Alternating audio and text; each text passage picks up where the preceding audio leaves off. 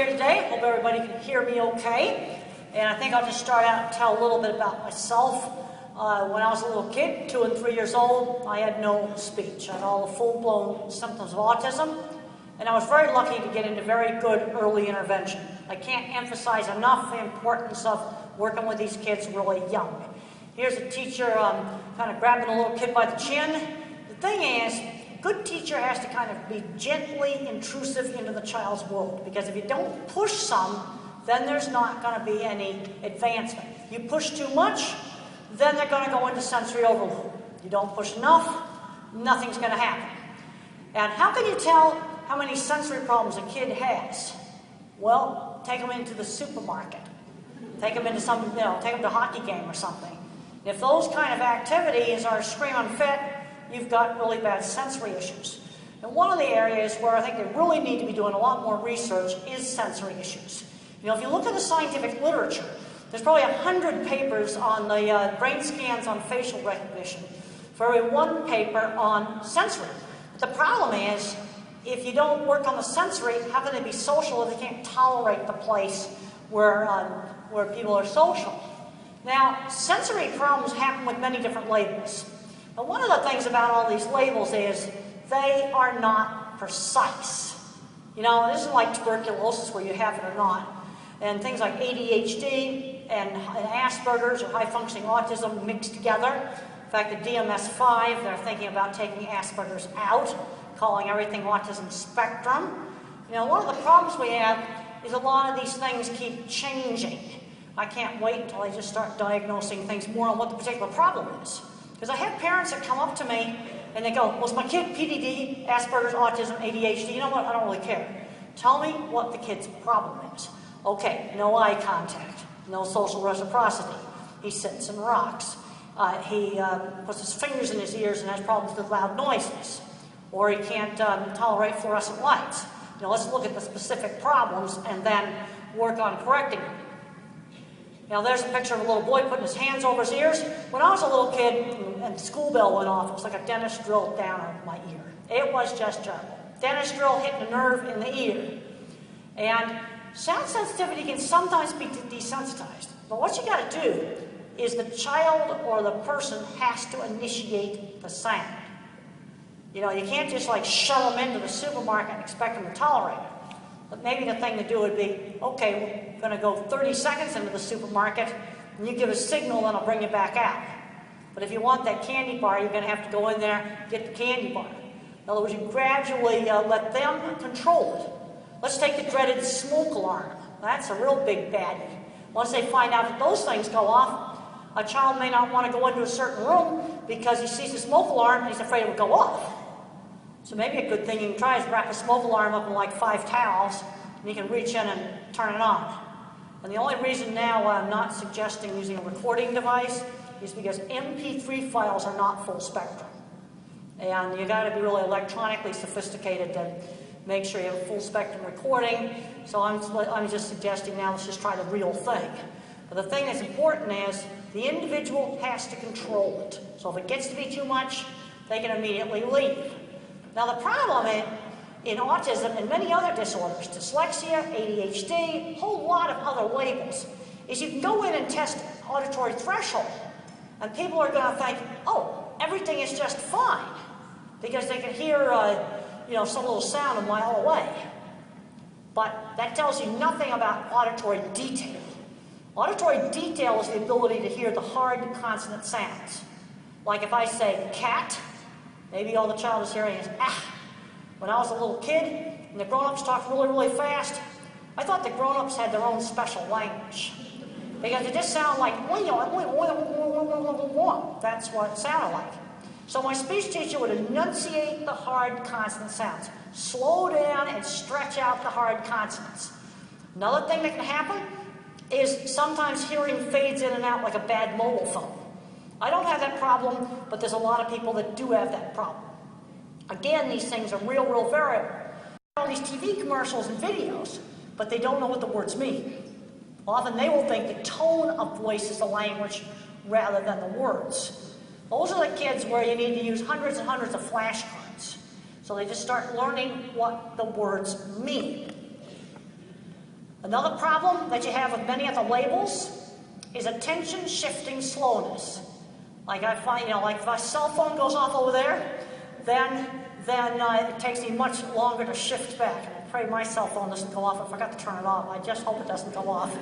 I have had that embarrassment. I hope I'm not going to have it tonight as I run down and turn it off. It does.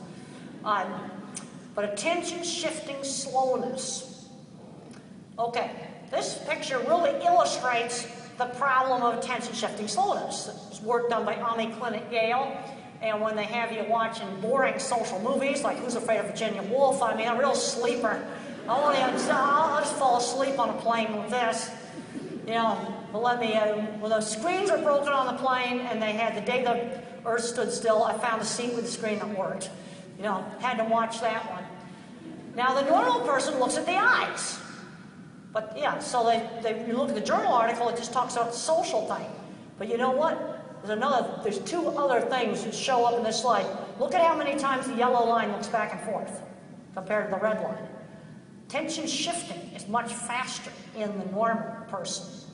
And the autistic's looking at the mouth because remember, they don't hear auditory detail. Auditory detail is different than auditory threshold. Another weird thing you've got here is that this line's tracking the top of the couch. That is definitely not normal. Another problem that some people have that are labeled autism, dyslexia, a bunch of other labels, learning problems, is they have problems with visual images breaking up. Now, I don't have this problem. Because people that have this problem are not going to draw photorealistic things because they can't see them. What's happening here is the same thing that happens when a person has a migraine.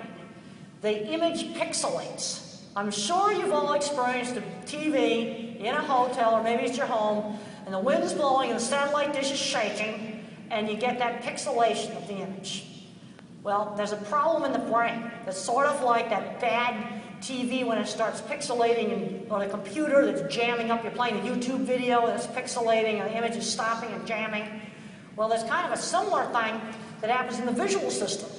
Because back here in the back of the brain, you've got shape, color, motion, and texture circuits. Scientists know where they're located, but they have absolutely no idea how they work.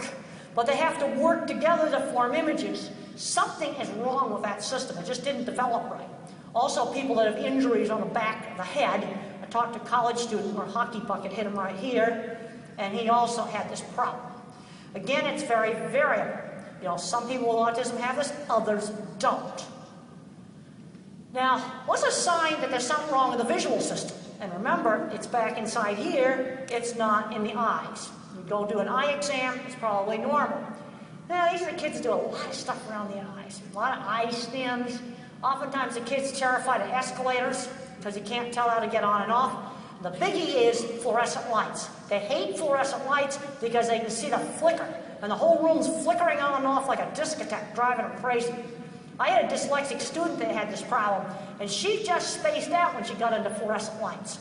Another thing that can cause a problem, like in these big long airport concourses or big long corridors in some buildings, you've got a window strut about every 1.5 meters. There's a steel strut. Like when I got off the plane today, I came out on that little Jazz propeller plane. Oh man, I had to walk the entire length of the airport. I mean, I couldn't believe how far I had to walk. These corridors, and you're passing these window struts every 1.5 meters or so. Well, some people, when they walk past all those window struts, it makes like a stroboscopic effect. And the thing about some of these problems, they can be very, very debilitating. There is research to show that these things exist. I've just updated the way I see it. The reason why they've run out of the way I see it is it's just in the process of switching over the new edition. And I've got a lot of new stuff in there, on medical stuff and on sensory stuff. They jiggle on the page. So you also want to ask him, do you ever see the print jiggle on the page? And I'm finding this problem is common. I have a class where the students learn how to design cattle handling facilities. I'm finding 1 or 2 of these in every single class out of 50 or 60 students. These students absolutely cannot draw. That's how I figure out that they got it. Then I pull them aside, I find out they've got this problem. Usually not doing too well in school either. This is not just an autism thing. What are some simple things you can do? If you've got windows in the classroom, get them over by the window. If you're stuck in a room like this that has no windows, then you want to get a 100-watt old-fashioned incandescent lamp. And if you got this problem, I'd be buying cases of lights, cases of old-fashioned light bulbs, because it's going to be bad for about 10 years until we get the new high-frequency lighting technology, which isn't really here yet. Some simple things that you can do to fix this is use a laptop computer. Laptop computers do not flicker. iPads are probably okay. Kindles are okay. I'm getting good reports on them. But TV-type computers are horrible. And some of those older flat panels that got a fluorescent light inside, they're terrible too. Try printing the homework on pastel paper. That often helps. Light lavender might work for one person, maybe light blue or gray for another person. But one of the big things that helps a lot of people are the Irwin-colored lenses. I don't know how many people I find, I'll find some lady and she's wearing pink glasses, and I start to question her. I find out those aren't for fashion. And I ask her, fluorescent lights bother you? Do you hate driving at night? Do you ever see the print jiggle on the page? That's why she's wearing those glasses. Now the thing is, you got to find the exact pale color that works. Oftentimes it's light pinks, light lavenders, light tans. I've sent a lot of students out sunglass shopping, and I had one student come back and she said, I got an A on my economics quiz because the PowerPoint slides no longer shake. I had a mother call me up. She had like a 6-year-old. She could tolerate maybe 5 minutes at the local Walmart before she had a screaming fit. And she tried on some little pink Disneyland glasses, and she can do an hour of shopping now. Well, you'd be kind of silly not to try this. I'm just talking about trying on different colored glasses. And the only advantage of the Irwin lenses themselves is you pick out the exact perfect color rather than the approximate color, which would probably work a little better. Now, oftentimes when you have sensory problems, some people are mono-channel, can't see and hear at the same time. I have difficulty screening out background noise. I have a real bad time with that.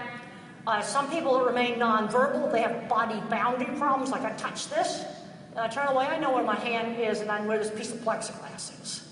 But you have a body boundary problem, you get tired, you may not be able to figure that out. People that have a lot of trouble with the visual system are often auditory thinkers. I'm a visual thinker, and you won't be a visual thinker if you have these problems with the visual system. Donna Williams has written a lot about this. And the thing that's interesting is she does very beautiful, abstract, colored kind of art, but her sculpture's photorealistic. You see this feeling, you see touch, there's nothing wrong. You get someone with very severe sensory problems that's nonverbal, touch will often be their favorite sense, because that gives them the most accurate information. That's why they're going around tapping stuff and smelling stuff, because those senses still actually work, where vision and hearing is a scrambled up mess. Now, scientists have learned a lot. I'm sorry to be looking at the slides, but I have to look at them and remember what's on there. And they've learned a lot. There's been a lot of research on the brain. And if you want to look into some of this research, go on the PubMed database. P-U-B-M-E-D. Also go on Google Scholar. Just go to Google and type in Google Scholar. Then click on the Scholar link, and now you can it screens out a lot of the kind of rubbishy websites. I hope I don't trip over this thing that holds up the screen. And you can look at some of the research on sensory and other things. Autism is the circuits in between different brain departments. See, half of your brain is gray matter, the other half of your brain is white matter. Gray matter is like the offices in the office building. White matter, it connects up everything else. It's the inter-office communications. And where you have problems in autism, the big, long cables that go clear across the building, that's where the problems are at. Word-based tasks tend to be processed in visual areas of the brain, and the frontal cortex is used less. And that's one of the reasons why you get problems with the social. You see, when you hear a word, see a word, speak a word, or you think about a word, see how different parts of the brain turn on? Well, in autism, there's problems with long-distance inter-office communications. And you might have more local connections, but fewer long-distance ones. Kind of imagine the brain as this big office building. And up at the top of the building, I've got the president's office. That's the frontal cortex. Then verbal language, that's division vice presidents. Then underneath that, I got the good geek stuff for art, and music. And we certainly saw some really great art tonight, and some really great music tonight. You ought to go and try to go professional on music. And that's the good geek stuff.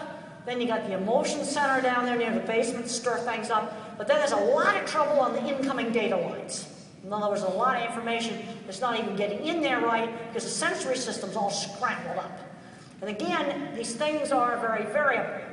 Now this is sort of a route map of the inter-office communications in the brain. It's sort of like an airline map. You know, now down in the United States, it doesn't work quite as well in Canada as it does in the United States, but in the United States, over here's the East Coast. That's the frontal cortex. In the middle there, you got Chicago. And then out here in the West, you got Silicon Valley.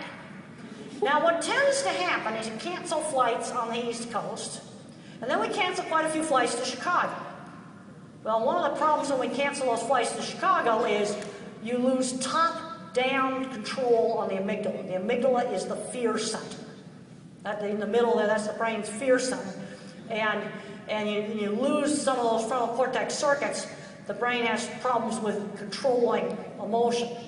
But then you might be adding circuits out in Silicon Valley. That probably accounts for like the brilliant computer programmer that's got Asperger's. I mean, half of Silicon Valley's got some Asperger's. But again, it's real variable. Very, very variable. But that is the general pattern of it.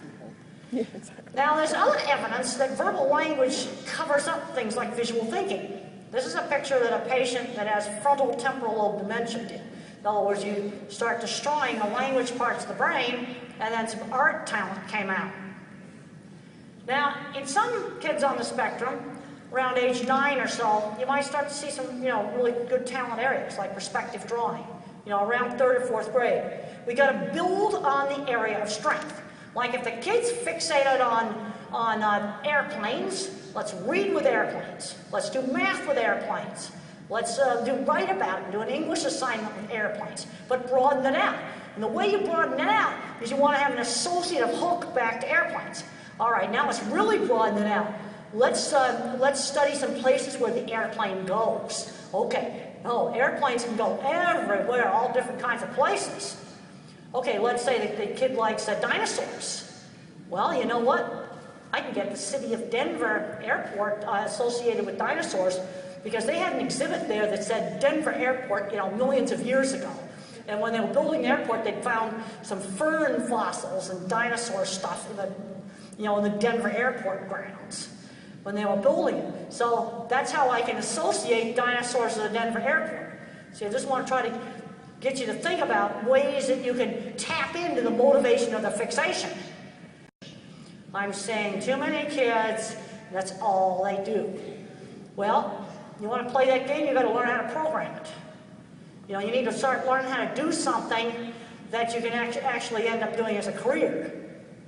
Because I would have been Miss Video Game Addict if those had been around when I was a kid.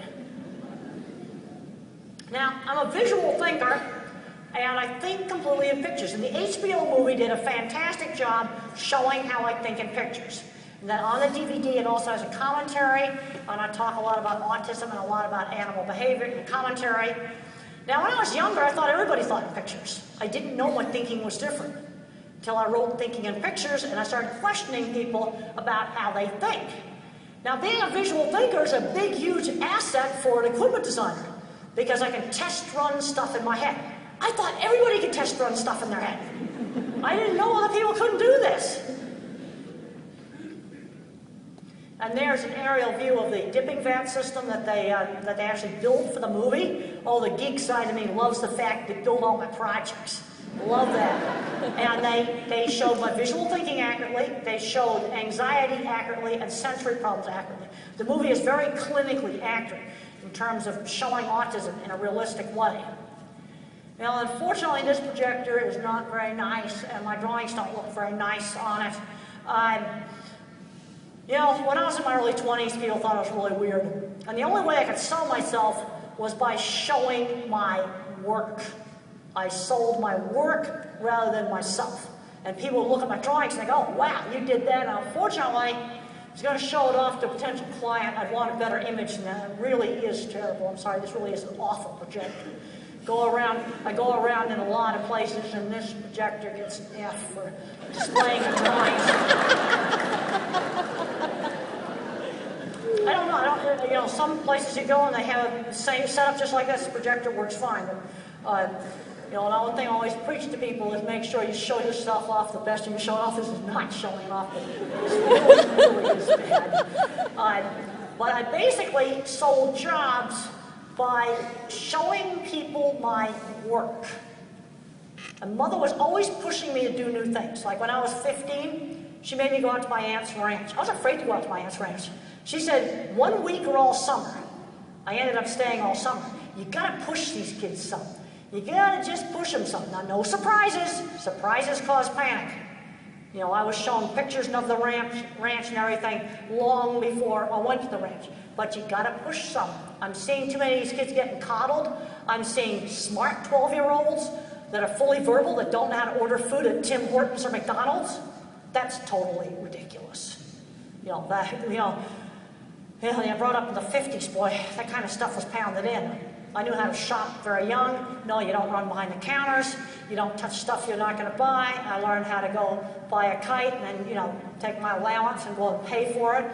And if I wanted one of those wind-up airplanes, that was a week and a half's worth of allowance. You know, I started understanding these things very, very young. And I like to fantasize that 1,000 years from now, they're going to dig that up and wonder what it's for. And somebody's going to be discussing its religious significance. And that is here in Canada. Now, this is a really cool picture that was in this little Rain Man book because I have all these detailed pictures floating around in my head. How do I form a concept? I form a concept by sorting pictures into categories. All concepts are learned by specific examples. This kid is sorting cats and dogs into little boxes in his brain. That's the beginning of concept formation. Now, I realized my thinking was different when I wrote Thinking in Pictures, and I started interviewing people about how do they think. And I asked them, think about a church steeple. How does it come into your mind? Well, I was very shocked to find out that a lot of people just saw a very, very vague, generalized church steeple. You know, and I just see specific ones. I'll start telling you where they're at. And over this beautiful bed and breakfast, and they had a little terrier statue in a cabinet. And I started seeing other dogs I'd seen, the same breed of dog, and another statue that I saw at a house in Japan when I went and visited. You know, I started seeing specific things that were related to that statue. House that were kind of similar. You know, it's specific. All of my memories are specific. Somebody asked me to think about light bulbs. Well, I started thinking about specific lamps in my house. You know, some that are burned out that I don't like to climb up high to try to change the bulbs because I'm afraid I'm going to fall. But it's all specific. Okay, now the way churches come up in my mind is just like this. They just sort of flash up there, just like it did in the movie. They just flash up there. And if I stop one of those pictures, I can say, what, you want a snowstorm there? Was it like a thunderstorm there? It was like a wedding there? What would you like there? Now, I used to joke around that I had a gigantic internet connection deep into the visual cortex, you know, kind of an internet graphics card in my head. Well, this is a tensor image that shows very, very big internet trunk lines in the brain. And mine is twice as big as the control. And then I had another experiment done, and they found this thing called the entorhinal cortex. That's kind of the brain's graphics card. And that was really big, too. And they found a little defect in my parietal cortex, and that would explain problems with working memory. I don't have very good working memory. Like if I go to a gas station, and I ask for directions, and there's more than 3 steps, I gotta write it down. I can't remember long strings of verbal information. And take a slice up here, I got a real big one up there. Now, I think this is a super important slide. I am a photorealistic visual thinker. Thinking photorealistic pictures. Absolutely couldn't do algebra. Never got to try geometry or trig, big mistake. Because I'm finding students that cannot do algebra, but they can do geometry and trig. And the thing is, if you're a visual thinker or you're a pattern thinker, algebra is not the prerequisite for geometry and trig. In fact, geometry was invented before algebra. You know, you can do things the algebraic way, like a squared plus b squared equals c squared, or you can make a diagram with a right triangle and 3 squares for the formula. That's the geometric way to do it.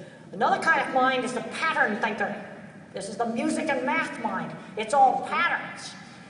These kids often have trouble with reading. This is the kid that when he's in 4th grade, he may need to be taking high school math. You need to let him take high school math, but he might need special ed in reading. And then you've got the verbal kind of minds. These kids do not draw. They're not good at drawing. Average math skills. But you kind of have different kinds of minds. And the thing is, we need to have the different kinds of minds working together. You know, the engineering mind to do all the math stuff, the visual thinking mind, you know, you need them both working on this stuff. Because if you take something like the iPhone 4, yep, the visual thinker made it really pretty, but violated antennas 101, and the phone's got lousy reception unless you put this ugly case on it. You know, because style won out over function. You need both kinds of minds to work together. And then you can get people that are mixtures of these different thinking types. Now I want to give you a glimpse into the pattern thinker. This is not my mind. It's a more abstract visual thinking. This praying mantis is made out of a single sheet of folded paper. No cutting, no scotch tape. What you see in the background is the folding pattern. Yeah, you see it's a different kind of mind there. I'm photorealistic pictures. This is the engineering mind, the computer programmer mind, the chess mind. Think organic chemistry molecules. Think patterns. Now, how do you form an abstract concept when you have all these pictures? Well, I had to learn the Lord's Prayer, but I had no idea what it meant. So this is my power and the glory. I've got a rainbow, and at the base of the rainbow, I've got an electrical tower. Because no picture, no thought. All my thinking uses specific examples to learn concepts. This is a very, very important concept.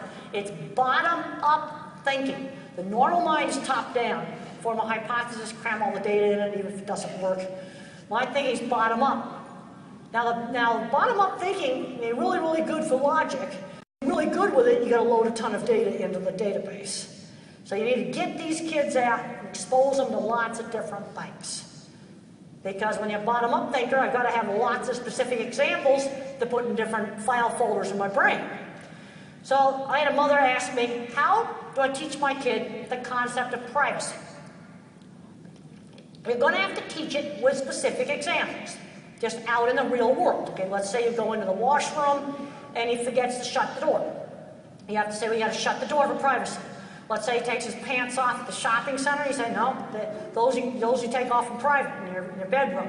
Your jacket you can take off in public. You just have to teach with specific examples of things. Because there is no, it's not top-down thinking. Also, another thing you teach is that certain parts of the body are private. You can teach that, and then those parts are going to stay covered up, everywhere except at home. Except in your bedroom, in the bathroom. Okay, let's work on, teaching more flexibility of thinking. You know, that different things can be in different categories.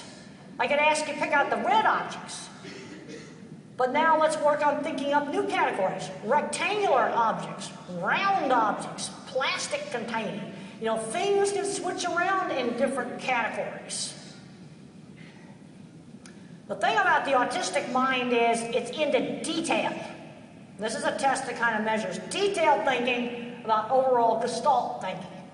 So you might put one of these letters up there and say, now, tell me the big letter or tell me the little letter. They'll pick out the little letters first because the mind goes into detail.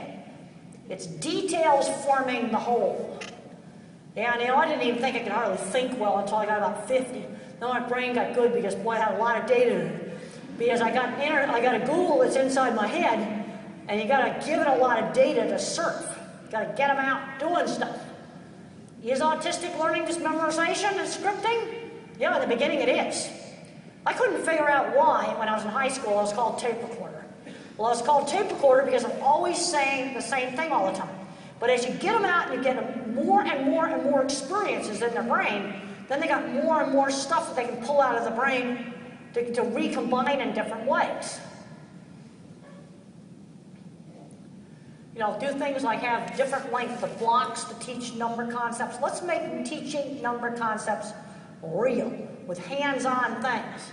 Now the thing is, if I teach number concepts just with plastic thingamajiggies, you might think it only applies to plastic thingamajiggies. He's going to have to learn to count. You could have 2 cards, 2 pennies, 2 pencils, 2 people, 2 horses. You know, that number concepts apply to big things, to little things, people, you know, living animals, you know, all kinds of different things. And teach fractions by doing things like, you know, cutting up a pizza, cutting up a pie. You know, you've got half a glass of water, you've got a full glass of water. That's how you teach proportion. Do it in the real world. And I'm really appalled at how the schools are taking out so many of the hands-on classes. Those are the classes that really saved me. If I hadn't had art when I was a kid, I mean, I would have just been dead. And the other thing is, hands-on things teach practical problem-solving skills. Seeing a lot of people today that really don't seem to have as good a practical problem-solving skills. You know, and I think that we need to be getting some of those hands-on things back in the schools. Now, it's a book that I did with Sean Barron, and the interesting thing is we both have social problems, but they're different. Sean's got more social circuits wired up than I have. So he was really frustrated that he couldn't date. I could have cared less. I'm pure geek. Pure geek. Like to read all about geek stuff. And, you know, he wanted to date. A few more circuits hooked up. You know, and if you read that book, you'll see how where they were similar. Fixations. His was school buses. When I was his age, it was election posters. I liked all that stuff you could get in the 50s, all these buttons and all these stickers. You'd decorate our bikes with them and plaster them all around the neighborhood. We didn't know anything about politics, but we sure liked the stickers. So that was the sort of stuff we got fixated on. But so much emphasis on work is if I didn't have interesting work, life wouldn't be worth living. So Nancy Minshew at University of Pittsburgh put me in the scanner, and she showed me pictures of things and pictures of people. I was more interested in looking at the things. You know why I was looking at the things? Because I was trying to figure out where she got all the weird video from. I was like looking for cars in it, trying to date it. You see, it's the problem-solving kind of mind. I like to just figure things out. Let's get kids, you know, when they're getting teased in high school and all that, in activities where you get shared interests. Things like Boy Scouts, Girl Scouts, robotics clubs. Get them into classes where they can really excel. And where are all the good science teachers, like my science teacher that was showing the movies so well? They're over at the community colleges. Because down in the States, they got to have an ed degree. I think it's absolutely stupid. We're getting all these people going into retirement. That would be great specialized teachers to get some of these kids turned around. I think they need to have a degree in the specialty, and they need to have had a job where they used the specialty. And then maybe they're going to need to have, you know, you don't just throw them in there with a high school class. They need to go with an experienced teacher, you know, learn the ropes in the classroom, but I don't think they'd be taking ed courses. Because they can teach at the community college without that. Because when you take out these hands-on classes, these are a lot of the things that can get some of these kids turned around. You know, like get them interested in auto shop or drafting or welding. I mean, right now in Canada, there's a shortage of certified welders. Okay. One of the things I am finding with normal people is they have a terrible time categorizing problems. You know, let's say you got a behavior problem. First of all, they'll just say to me, my kid's got a behavior problem in the classroom. I don't know, what's a behavior problem in the classroom? What did he do? Kick the teacher in the head? Or does he fidget? Yeah, those are both behavior problems. One's a whole lot more serious than the other. They don't give me enough information, you know, to figure things out. Also, you got to figure out, do I have a biology problem or a behavior problem? Okay, sensory can cause a lot of behavior problems. Now, if you have a nonverbal person, you got to make sure he doesn't have a hidden painful medical problem. You got to rule it out. Maybe he's nonverbal, maybe it's frustration because he can't communicate. Maybe he wants to get attention or get out of doing something. Or maybe it's biology. He's screaming his head off because he feels like he's inside the speaker at the rock concert. I'm finding out my livestock stuff. People can't figure out, have I got a management problem, like you don't know how to handle cattle? Or is there something wrong with the equipment? Is it equipment or is it management? I find most people are really poor at categorizing these sorts of things. And I've been following the whole nuclear power plant thing. What a mess. You know what caused that? They designed a plant that would withstand airplanes smashing into it. It would withstand the earthquake. Earthquake was just fine, but when the tsunami water came in, it shorted out the entire electrical room. Now, none of the pumps worked. They had designed it to be waterproof to flooding. Now, that's the sort of stuff that I would instantly see that. See, a visual thinker will see that. You see, the engineer that's figuring all the math, like inside the reactor, all I know is if you lose the coolant, it gets hot and it gets super dangerous really fast. So those pumps better work. Well, I've worked a lot around big electrical panels in the meat industry, and them and water don't mix. You know, it's like, how did they manage to miss that? Well, you see, it's different kinds of thinking. The pattern thinker's not going to pick that up. It's the kind of person that picks this stuff up is, some guy in the maintenance shop, and he's going, man, get a big flood in here, we're going to be really done for. But that's what caused it. They have two backup systems, battery, and they've got generators. Well, when the flood came in there and it hit those electrical boards, well, the batteries and the generators died. And they're using fire engines now. Yeah, that's like a real mess. You go, how could they not see that? And when I first started my career, in my 20s, I got fired from a job because I said, this is really stupid. If they build this stuff this way, this plant's going to rip the rails out of the ceiling. It's not going to work. I could see it. Yeah, and it ripped the rails out of the ceiling. It did exactly as I visualized. And what I finally figured out, it wasn't stupidity. It's different ways of looking at things. And what we need to do to not have disasters like this nuclear power plant thing or oil well disasters is you've got to have the different kinds of thinkers working together. Okay, let's just look at something that was a very simple thing. Simple little nice thinker. The artist made that, the little dial. The engineer made a beautiful little player. It works just fine. The two work together. That's just a little simple little example. But the different kinds of minds need to work together, and the different kinds of minds need to respect each other. And I've been really working hard to try to figure out how the pattern thinker mind works. I just read an article about chess in the brand new New Yorker. That computers play a different kind of chess than people do. I thought that's really interesting. Because the different kinds of minds do different things good. My students are really good at running the statistics programs. But I'm very good at figuring out why this experiment came out with different results than that experiment because the methods were different. Because I'm visualizing the cat. They're getting lost in the numbers. But I need the statistician. I don't know how to run the SAS program. This is where you have to have the different kinds of minds working together on stuff. Okay, sensory issues. Really bad. I still can't tolerate scratchy clothes. One of the two biggies in school is difficulty multitasking. I don't multitask well. And I don't remember long strings of verbal instructions. So when I was in a project meeting, boy, I'd be writing down, I'd say to them, okay, we're going to have 200 cattle an hour with 3 people, and it's going to cost this budget, want very specific outcomes. I'll handle the design, but the project's going to do specific things.